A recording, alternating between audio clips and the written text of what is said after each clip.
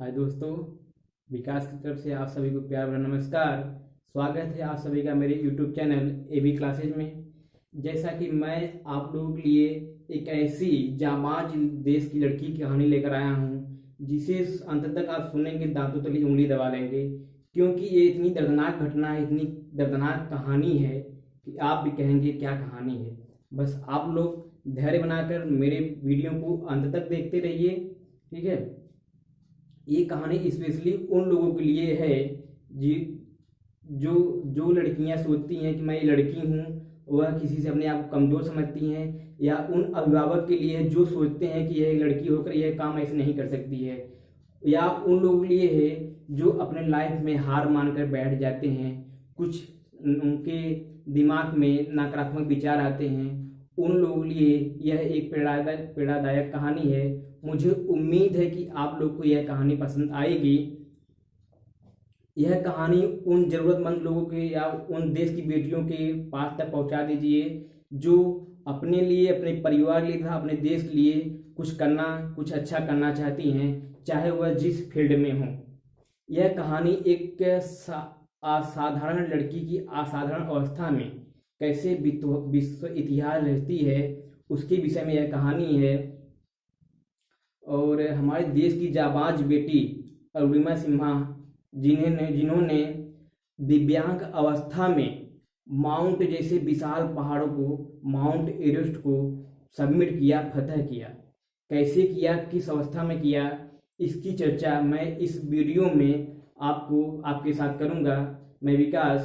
आइए शुरू करते हैं अरुणिमा सिन्हा की कहानी, जो एक साधारण परिवार से बिलोंग करती थी। पहले तो मैं इनके जीवन परिचय के विषय में थोड़ा सा आप सबको बता दे रहा हूँ।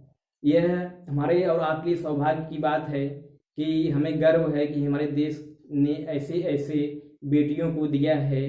यह उत्तर प्रदेश के अंबेडकर नगर के छोटे से कस्बा में रहने वाली थी। इनका जन्म 20 जुलाई 1988 ईस्वी को होता है तथा इनके पिता जो थे वह आर्मी में इंजीनियर थे। जब अरुणिमा 3 साल की थी लगभग, तभी इनके पिताजी का डेथ हो जाता है। हालांकि अरुणिमा का बचपन से ही स्पोर्ट में रुचि थी। बचपन से ही स्पोर्ट में वो खेलना कूदना इत्यादि में रुचि रखती थी। इसके बाद उन्होंने जवाहरलाल नेहरू स्टेट काशी से उन्होंने माउंटेनियरिंग की कोर्स प्राप्त की। उसके बाद वो सोचती थी कि मुझे ऐसी कोई CISF वगैरह की नौकरी मिल जाए जिससे मेरी ज़िंदगी कट जाए। लेकिन उनकी ज़िंदगी में परिवर्तन तब आता है जब उनके साथ एक रेलवे दुर्घटना होती है। वह दहला देने वाली दुर्घटना है, जब आप सुनेंगे आपके रोंगटे खड़े हो जाएंगे। कहानी वहाँ से शुरू होती है। अंत में इनसे महत्वपूर्ण जो संबंधित जो पॉइंट है वो आपको बताऊंगा। यह वीडियो मैंने अपने कमरे में शूट किया है। उम्मीद है कि आप लोग को यह वीडियो पसंद आएगा।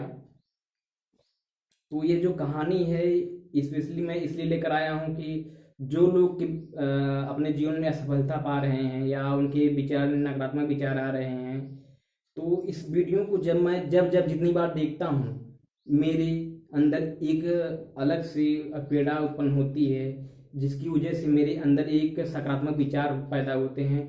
उम्मीद है कि आपको इस वीडियो से, इस कहानी से प्रेरणा अवश्य मिलेगी। तो आगे की कहानी मैं उन्हीं के जुबानी में आप सबको बताना चाहता हूँ। आइए शुरू करते हैं। और यह स्पीच उन्होंने किसी सामाजिक स्तर पे दिया था। वो इस स्पीच को मैंने सुना, मुझे बहुत ही इंटरेस्टिंग कहानी लगी और उन्हीं के शब्दों में आगे कहानी आप सबको मैं बता रहा हूँ। Hello, I am Arunima Sinha. और यह बात है 11 अप्रैल 2011 की। मैं लखनऊ से दिल्ली जा रहे थे किसी काम की वजह से। रास्ते में मैं एक गोल्ड की चैन पहनी हुई थी और कुछ बदमाशों ने, गुंडों ने मेरी चैन को छीनने की कोशिश की। उस अपार्टमेंट में बहुत से लोग थे, किसी ने मना नहीं किया। और मैं भी एक स्पोर्ट गर्ल थी, मैं कहाँ हार मानने वाली थी। उन लोगों से मैंने झगड़ा कर लिया। जब वो लोग असफल हो गए तो मुझे चलती हुई ट्रेन से उठाकर नीचे फेंक दिया। और मैं अपने जज्बात को रोक नहीं पाई, उन लोगों से झगड़ ली। उन लोगों ने 4-5 लोग थे, मुझे चलती हुई ट्रेन से नीचे फेंक दिया। फिर मेरे एक दुर्भाग्य, कहते हैं ना, दुर्भाग्य थे कि उस पटरी पर भी ट्रेन आ रही थी। जब दोनों ट्रेन जा चुकी थी और जब मैं उठने की कोशिश कर रही थी, दोनों हाथ नीचे रख रहे थे, मेरे पैर उठ नहीं रहे थे। फिर मुझे लगा कि कुछ देखा मैंने कि मेरा एक पैर कट चुका था, एक पैर की हड्डी पूरी तरह से टूट चुकी थी, मैं चाह कर भी नहीं उठ सकती थी। मैं चिल्ला रही थी, चीख रही थी, मुझे समझ में नहीं आ रहा मैं क्या करूं। तो होता है ना कि मैं जब उठने की कोशिश कर रही थी तो मेरा कटा हुआ पैर था, वह मेरे जींस से बाहर निकलने लगा। मैं रात भर चिल्लाती रही, चीखती रही, मेरी आवाज़ कोई नहीं सुन पाया और ना ही तो वही कोई बचाने आया। कहते हैं ना, ये दुर्भाग्य की बात थी। और होते हैं ना, कुछ फ्री के इन्विटेशन मिल गया था कुछ लोगों, छोटे छोटे चूहे थे जो मेरे पैर को आके कुतर रहे थे, खा रहे थे, मेरे जीन्स से ब्लड आ रहा था। मैं बस पूरे पल यह महसूस कर रही, सोच रही थी कि अपने आप को कैसे मैं बचा पाऊँ। तो पूरी रात मैं चीखती रही, चिल्लाती रही। कुछ देर बाद मुझे देखना बंद हो गया और बट मेरा मस्तिष्क काम कर रहा था। ट्रेन आ जा रही थी, कंपन हो रहा था, वो मुझे महसूस हो रहा था। फिर सुबह हुआ, गांव वालों ने मुझे ले जाकर बरेली डिस्ट्रिक्ट हॉस्पिटल में एडमिट किया। यह जो दुर्घटना थी उत्तर प्रदेश की बरेली में हुआ था। जब हॉस्पिटल में पहुंचा तो मुझे तो दिख तो नहीं रहा था, लेकिन सुनाई दे रहा था, मेरा मस्तिष्क काम कर रहा था, मेरा नर्वस सिस्टम जो था वो काम कर रहा था। डॉक्टर्स और जो फार्मासिस्ट थे वो आपस में बात कर रहे थे, अरे यार मेरे पास ब्लड नहीं है, एनेस्थीसिया नहीं है, हम लोग इलाज शुरू करें तो कैसे करें। बट मुझे सुनाई दे रहा था, मैंने सुना और पता नहीं मुझे कहाँ से मेरे अंदर एक प्रकार की एनर्जी आई और मैंने हिम्मत जुटाई। मैंने कहा, सर मेरा पैर कटा, मैं रात भर वहाँ पड़ी रही, चिल्लाती रही, मुझे कोई नहीं बचाने आया। फिर तो आप अच्छे लिए मेरा पैर काट रहे हैं, आप काट दीजिए, मैं दर्द बर्दाश्त कर लूँगी। आप विश्वास नहीं करेंगे, या मैंने पहली बार देखा था या सुना था कि किसी डॉक्टर और फार्मासिस्ट ने अपने पेशेंट को ब्लड देकर जान बचाई हो। तथा डॉक्टर और फार्मासिस्ट दोनों ने 1-1 यूनिट ब्लड दिया मुझे। फिर बिना एनेस्थीसिया के मेरे पैर को काट कर अलग कर दिया गया। मैं उस दर्द को जब जब बोलती हूँ, जब जब याद करती हूँ, इतना दर्द को मैं शब्दों में बयान नहीं कर सकती हूँ, इतना दर्दनाक दर्द होता है। मेरे पैर को अलग कर दिया गया। फिर मीडिया आई, न्यूज़पेपर वाले, जो पता चला कि मैं नेशनल वॉलीबॉल चैंपियन हूँ, तो मुझे KGMC king medical college Lucknow में एडमिट किया गया। फिर वहाँ से sports minister AIIMS Delhi medical college में एडमिट किया गया। फिर वहाँ पे नेशनल प्लेयर होने की वजह से मुझे अच्छी ट्रीटमेंट मिलना शुरू हुई। लगभग मैं 4 महीने वहाँ पे थी। जब मुझे थोड़ा बहुत होश आया, जब थोड़ा मैं ठीक हुई, हेल्थी हुई, तो मैंने न्यूज़पेपर उठा के पढ़ा। उसमें मोटी मोटी अक्षरों में लिखा हुआ था कि नेशनल चैम्पियन अरुणिमा सिन्हा बिना टिकट की यात्रा कर रही थी। टीटी के देखने के बाद वो ट्रेन से, चलती हुई ट्रेन से छलांग लगा ली। फिर घर वालों ने उसका खंडन किया, आस पड़ोस वालों ने खंडन किया कि अरुणिमा सुसाइड करने गई थी। सोचिए, कल्पना कीजिए उस समय कि जिसका एक पैर कट चुका है, एक पैर में राड लगा हुआ है, स्पाइन में 3-3 फ्रैक्चर हुआ है, वो पता नहीं लाइफ में चल पाएगी या नहीं चल पाएगी, बैसाखी पे रहेगी, उसका जीवन यापन कैसे होगा, उसके विषय में इतनी गलत फहमी, गलत अफवाहें उड़ रही हैं, उसके दिलो दिमाग में क्या हो चल रहा होगा। तो मैंने बहुत चिल्लाने चीखने की कोशिश की, सबको बताने की कोशिश की, नहीं ये गलत है। लेकिन वहाँ इतने हाई लेवल की बातें हो रही थी कि मेरी आवाज़ को दबाया दिया जा रहा था, क्योंकि हम लोग एक मध्यम वर्गीय परिवार से बिलोंग करते थे। तो मैंने सोचा, ठाना, ठीक कोई बात नहीं, आज तुम्हारा दिन है, बोल लो, जब मेरा दिन आएगा मैं दिखा दूंगी मैं कौन हूँ, क्या थी और क्या हूँ। मैंने यही सोचकर मैंने अपने आप को शांत किया। फिर उसी हॉस्पिटल में, उसी बेड पर मैंने, मेरे अंदर एक डिसीजन लिया मैंने कि माउंटेनिंग की डिसीजन लिया, एवरेस्ट सबमिट का डिसीजन लिया। डिसीजन तो ले लिया, लेकिन लोगों के सामने ये बयां कर पाना या बताना बहुत बड़ी बात थी, उनको विश्वास दिलाना। तो मैंने कहा, लोगों से कहा कि मुझे माउंटेनिंग करनी है, मुझे एवरेस्ट सबमिट करना है। तो लोगों ने क्या कहा पता है? पागल है क्या, अड़ी में तो पागल है, क्या कर रही है, तेरे स्पाइन 3 फ्रैक्चर हैं, एक आर्टिफिशियल पैर है, एक में राड पड़ा हुआ है, तो क्या ये सब अखबा कर रही है, तुम्हारा दिमाग खराब हो गया क्या? विश्वास नहीं मानेंगे। इस बात को कहने के बाद मेरे पास मानसिक रोग के डॉक्टर भी आए। बाद में नर्सों ने बताया कि अरुणिमा, ये पागलों के डॉक्टर जो तुम्हें देखने आए थे, यहाँ तक कि अफवाहें उड़ी। लेकिन मेरा परिवार मेरे शुरू से मेरे साथ था। मेरे भाई साहब ने कहा ठीक है, बछेंद्री पाल से मिलते हैं, मैम से मिलते हैं। बछेंद्री पाल उत्तराखंड की रहने वाली जो पहली भारतीय महिला है जिन्होंने 1984 ईस्वी में एवरेस्ट सबमिट किया था, फतह किया था। तो मैंने हॉस्पिटल से निकला, जैसे लोग साधारण लोग सोचते हैं कि जीवन यापन किस तरह किया जाए या पहले अपनी चोट को देखते हैं, तो मेरे अंदर एक जज्बात था, एक जुनून बन चुका था। एवरेस्ट सबमिट करना मेरे अंदर जज्बात जुनून बन चुका था। मुझे तो लोग बस मेरे फिजिकली मेरे पैर को देख रहे थे, अंदर के जज्बात को कोई मेरे समझ ही नहीं रहा था। तो मेरे बस मन में वीडियो की तरफ बस एक ही बात चल रही थी, कैसे कैसे एवरेस्ट सबमिट करूं और कब मैं बछरी मैम से मिलूं। तो उस समय आ ही गया जब मैं बछेंद्री मैम के पास गई भैया के साथ, और बछेंद्री मैम के सामने ये बात जब मैंने रखी, उनके आंखों से आंसू गिर गए। उन्होंने कहा, अरुणिमा, जब तूने इस कंडीशन में, इस असाधारण अवस्था में तूने एवरेस्ट सबमिट की बात अपने अंदर सोच ली तो उसी दिन जीत गई थी। बस अब लोगों को दिखाना है तुझे, तू कर सकती है, तू हार मत मान, तू कर सकती है। मुझे बहुत खुशी हुई क्योंकि घर वालों को छोड़कर पहली भारतीय महिला ऐसी थी जिन्होंने मुझे समझा, मेरा सपोर्ट किया। मुझे बहुत खुशी हुई। फिर ठीक है, सब प्लानिंग हो गया, मैम भी मिल गई। और इसके पहले इसमें जो पैसा लगता है 40 से 50 लाख रुपए लग रहे थे। तो इतना पैसा नहीं, मोटी रकम मैंने कभी नहीं देखी थी। इकट्ठा करवाना मेरे लिए बहुत बड़ी बात थी। बछेंद्री मैम ने मेरा सहायता किया उसमें। फिर मेरा घाव पूरी तरह ठीक नहीं हुआ था, एकदम हरा था, पैर में हल्का दबाव डाल दी थी तो ब्लड ऊपर दिखने लगता था, रेड रेड। तो ठीक है, मैंने प्लानिंग हो गया, बछेंद्री मैम से मिल लिया। अब ट्रेनिंग मेरी शुरू हो गई। ट्रेनिंग के दौरान रोड हेड से बेस कैंप में जहाँ लोगों को 2-2 मिनट लगते थे, मुझे पूरे 3-3 घंटे लगते थे वहाँ पहुँचने में। फिर लोग कहते थे, अरुणिमा तुम धीरे से आओ, आराम आराम से आओ, कोई दिक्कत नहीं है। तो मुझे मेरे अंदर एक वो होती थी, फीलिंग आती थी, क्या ही मैंने एवरेस्ट समिट की बात की है, सोची है, और इन लोग की बराबरी भी नहीं कर पा रही हूँ। ठीक है, मैंने अपने आप को समझाया। और बछेंद्री मैम उसमें कहती हैं, अरुणिमा, कहना और करना बड़ी बात नहीं है, तुम प्रूफ करके दिखाओ कि तुम कर सकती हो। तो मैंने कहा, मैम बस मुझे एक मौका चाहिए, मैम मुझे बस एक मौका चाहिए, मैं करके दिखा दूंगी। तो ठीक है, मैंने अपनी प्रैक्टिस जारी रखी। फिर उसी दिन के 8 महीने बाद मैं अपने भार का पूरा वेट उठाकर बेस कैंप से साथ निकलती और टॉप पर सबसे पहले पहुंचती थी। टॉप पे सबसे मुझे बहुत खुशी होती थी, और उससे भी ज़्यादा खुशी तब होती थी जब लोग पूछते थे, अरुणिमा तुम खाती क्या हो, पैर भी नहीं है फिर भी ना तेज चलती हो।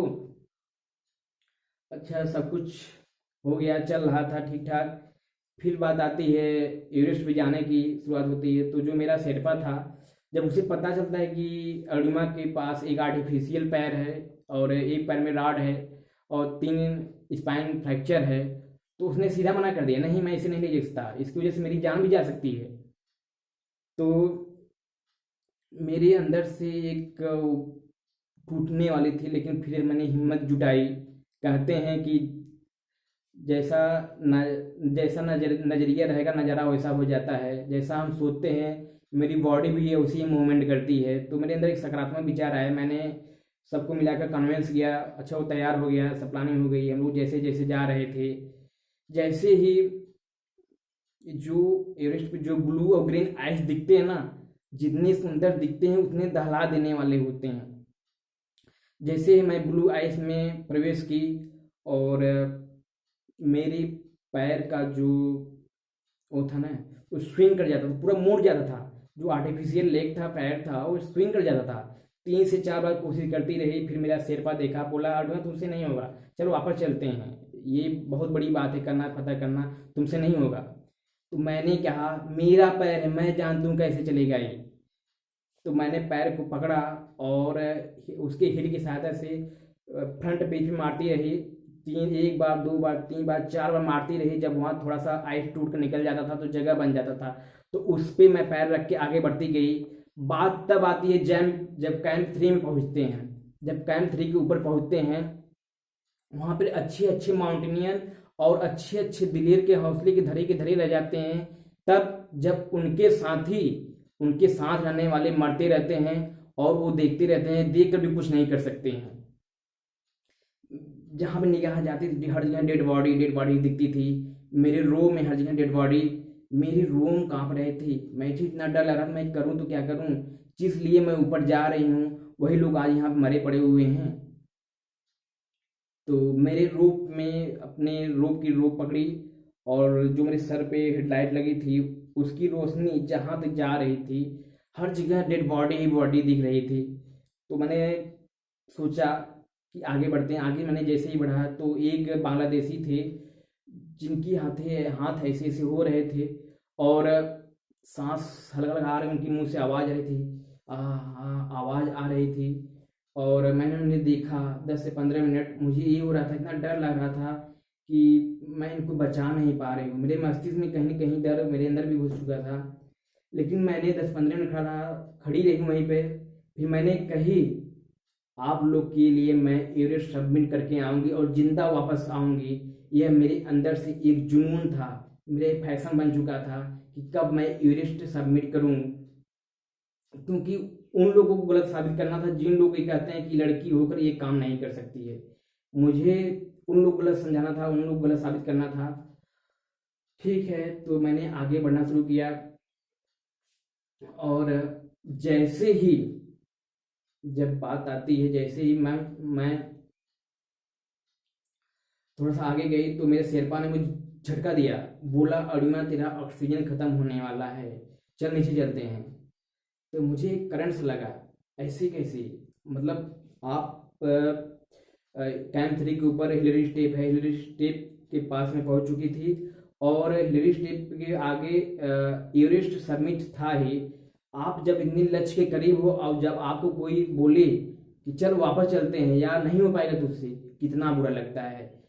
तो उसमें मेरे बचनरी मैम और मेरी माँ ने एक शब्द कहा था कि वही मेरे दिमाग में वीडियो की तरह चल रहा था कि जब आप पीछे देखना तो सोचना कि एक एक कदम करके आप यहाँ तक पहुँचे हो, बस एक कदम और आगे रखेंगे आप अपने लक्ष्य को पा लेंगे, एवरेस्ट सबमिट कर लेंगे। मेरी माँ ने कहा था कि बच्चे अरुणिमा, कभी कभी हम डिसीजन अकेले में लेना पड़ता है और वह डिसीजन सकारात्मक लेना, जब भी लेना सकारात्मक लेना। मैंने सोचा, मैंने शेरपा को बोला नहीं मुझे आगे जाना है, मैं जाऊंगी। मैंने डिसीजन लिया। जैसे ही मैंने आगे कदम बढ़ाना शुरू किया, विश्वास नहीं मानेंगे, 1 से 1.5 घंटे के बाद मैं टॉप ऑफ द वर्ल्ड पे थी।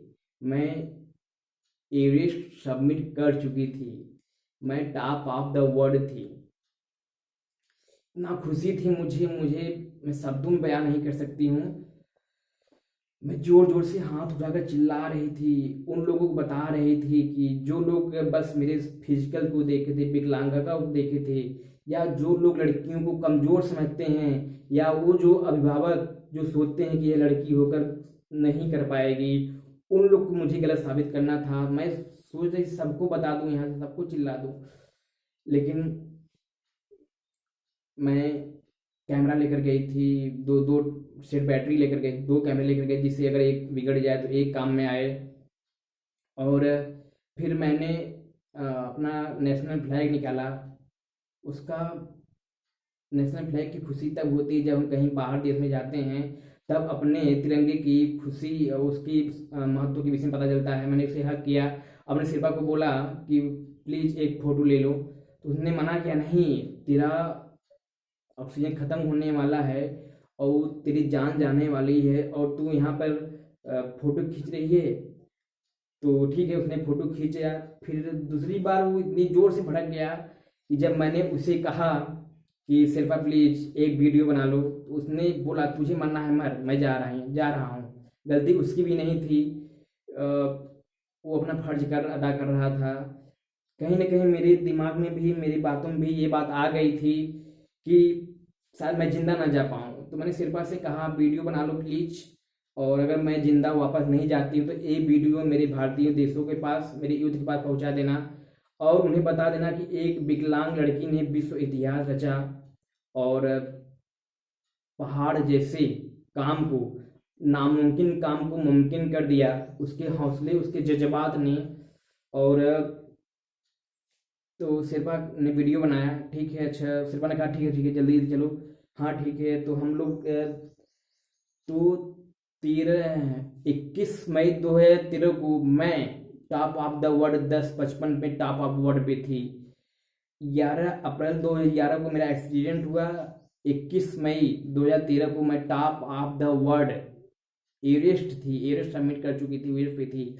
1 से 2 के साल के बीच में कैसे मैंने फतह किया, यहाँ से दिल से, दिमाग से। कहते हैं कि लोग विकलांग फिजिकल नहीं होते, यहाँ से होते हैं, दिमाग से विकलांग होते हैं। अगर जो यहाँ से विकलांग हो गया तो साधारण आदमी भी विकलांग है।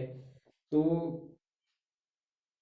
मैंने, ठीक है, हम लोगों ने आना शुरू किया। जैसे ही मैं कुछ दूर वापस नीचे आई थी, मेरा ऑक्सीजन बिल्कुल पूरी तरह ख़त्म हो गया। मेरा सिर्फ आगे आगे था, मैं पीछे थी। मेरा ऑक्सीजन बिल्कुल पूरी तरह ख़त्म हो गया। मैं गिरने लगी, मेरे आवाज़ नहीं आ रहे थे। 848 मीटर हाइट पर, जहाँ तापमान -60 डिग्री हो जाता है, मैं वहाँ पे थी। ऑक्सीजन बिल्कुल नहीं था। आज हम आपके सामने बोल रहे हैं, आप भी हंस रहे हैं, और यहाँ पूरी, क्योंकि पूरी यहाँ ऑक्सीजन मिल रही है। तो आना शुरू किया, वहाँ से ख़त्म हो गया। शिल्पा ने कहा, अरुणिमा उठ चल। मुझे पूरा विश्वास नहीं था कि तू एवरेस्ट फतह कर लेगी। जो तूने कर लिया, अब तो बस थोड़ा सा बचा है। चल, तुझे जिंदा चलना वापस, तुझे सही साबित होना है। तुझे, जो लोग तेरे पर कमेंट कर रहे थे, उनके लिए तुझे जिंदा चलना है। वो बार बार उठाने की कोशिश कर रहा था, मैं उठ ही नहीं पा रही थी, क्योंकि मेरे अंदर दम ही नहीं था। मैं पूरी तरह टूट चुकी थी। फिर मेरे मन में सकारात्मक विचार आए। तो एक ब्रिटिश आदमी थे, वह नीचे से ऊपर आ रहे थे। तो उनके पास 2 ऑक्सीजन था, तो एक को फेंक कर वो नीचे जा रहे थे, क्योंकि जहाँ वेदर था, मौसम था, बहुत ख़राब था। तो मेरा शेरपा हुआ देखा, गया तुरंत दौड़ते हुए ऑक्सीजन लेकर आया, मुझे लगाया, बोला तू लक्की है, तू लक्की है, नसीब वाली है, तुझे ऑक्सीजन यहाँ मिल गया, तू मौत के मुंह से वापस लौट के आई है अरुणिमा। तो बार बार लक्की लक्की शब्द बोल रहा था। मुझे लक और विश्वास से कोई उम्मीद नहीं है, क्योंकि लक भी उसी का साथ देता है जो अपने लिच के लिए जज्बात हो जाते हैं, पागल हो जाते हैं, उनका पैशन हो जाता है। लक भी उन्हीं का साथ देता है। मैं ये किसी किताब से नहीं बोल रही हूँ, मैंने एक एक पल महसूस किया है, मैं वो शब्द को यहाँ बोल रही हूँ। अच्छा ठीक है, जैसे हुआ, लक जो भी था, ऊपर वाले की भी एक रूल होता है, नियम होता है। जैसे हमारा रूल होता है, उसके लिस्ट में जब तक मेरा नाम नहीं था, तब तो वह मुझे नहीं ले जा सकता था। तो मैंने ऑक्सीजन लगाया। फिर कुछ देर जैसे मैंने इस साउथ पोल हिलरी स्टेट में आई, तो मेरा जो आर्टिफिशियल पैर था पूरी तरह निकल गया, अलग हो गया। मैं एकदम गिर गई। फिर कुछ सोची अब क्या होगा। एक ही पैर था, वो भी उसमें राड पड़ा हुआ था। मेरे आंखों में आंसू आने आने लगे थे, मैं रो रही थी। शेरपा आगे जा रहा था, मैंने उसे आवाज़ लगा, उसने रुका। उसने कहा सिर, और फिर आर्टिफिशियल लेग को रो रही थी, मैं कुछ कर नहीं सकती, मुझे कुछ समझ में नहीं था क्या करूं। मेरे पास बस 2 ऑप्शन थे, या तो मैं हार मान जाऊं और अपनी जान दे दूं वहां पे, दूसरा मैं किसी तरह से बचा कर धीरे धीरे ही सही लेकिन नीचे आऊं। तो मैंने रोना धोना बंद किया और आंखों आंसू पोछे, अपनी मम्मी को, बछंदरी मैम को, अपने भैया को याद किया जिन्होंने मुझे इस मुकाम बनाया था, ऐसे हासिल की थी, याद किया। फिर मैंने एक डिसीजन लिया, मेरे समझ में आया कि रोने धोने से कुछ नहीं होगा। तो मैंने एक हाथ से अपने रोप को पकड़ी और दूसरे हाथ से अपने आर्टिफिशियल लेग को हाथों से उठा के घसीटते हुए आगे रखती थी। घसीटते घसीटते मैं नीचे तक आई। आप विश्वास नहीं मानेंगे जितने दूरी को लोग 16 से 17 घंटे में तय करते हैं, वह दूरी मुझे तय करने में 28 से 30 घंटे लग चुके थे पूरे। तो फिर एक पहाड़ी आती है, उसमें हम जाते हैं, अपना पैर जाते हैं, दोनों पैर अपना सही करते हैं। फिर जो ब्लू आइस होता है उसमें मैं जाती हूँ, तो हाथ से मेरे एकदम लाल हो गए थे, ब्लड आ रहे थे हाथ से। मैंने शेरपा से कहा मेरे हाथों से ब्लड आ रहे हैं, मेरा हाथ काम करना बंद कर दिया है, मेरे हाथ से रोप नहीं पकड़ी जा रही है। तो शेरपा ने कहा कि अरुणिमा किसी भी तरह जल्दी जल्दी नीचे चलते हैं, जितना ही नीचे जाएंगे उतना ही अच्छा रहेगा। तो बट इसके भी 3 स्टेज होते हैं, रेड और ब्लू ब्लैक। अगर ब्लैक हो जाता है तो हाथ भी काटना पड़ता है। मेरे मस्तिष्क में कहीं ये चला था, मेरे ये पेट आर्टिफिशियल है जो कटा हुआ है, मेरा हाथ भी काटना पड़ेगा। मेरे दिलो दिमाग में क्या चल रहा था बस अंदाजा लगाया जा सकता है कि आगे मैं क्या करूँगी क्या नहीं करूँगी। फिर भी जो भी था जल्दी जल्दी हम लोग नीचे आए। तो जैसे ही मैं नीचे पहुंची तो लोग जब मुझे देखे वो दंग रह गए, अरे अरुणिमा तू जिंदा है। हम लोग तो सोच ले तू नहीं वापस नहीं आ पाए, क्योंकि सब लोग इंडियन हो चाहे बाहरी हो, सब लोग यही सोच लिए थे कि अरुणिमा अब जिंदा वापस नहीं आएगी। लेकिन मुझे जिंदा वापस आना था, लोगों को यह बताने के लिए कि एक लड़की भी कुछ भी कर सकती है अगर उसके पास जज्बात हैं, अपने लक्ष्य को पाने के लिए पागलपन है उसके अंदर, तो कुछ भी कर सकती है। चाहे वो लड़की हो या लड़का हो, कोई किसी से कम नहीं होता है। मैं उन लोग को बताना चाहती थी कि नहीं हम कुछ भी कर सकते हैं, या वो लोग जो हार कर बैठ जाते हैं दोबारा कदम नहीं उठाते हैं, उनके लिए बताना चाहती थी। तो मैं नीचे आई, सब लोग बहुत खुशी जताई, खुशी हुई, मुझे बहुत खुशी हुई। और जो भी था मेरी कहानी बताने का बस एक ही मकसद था कि मैं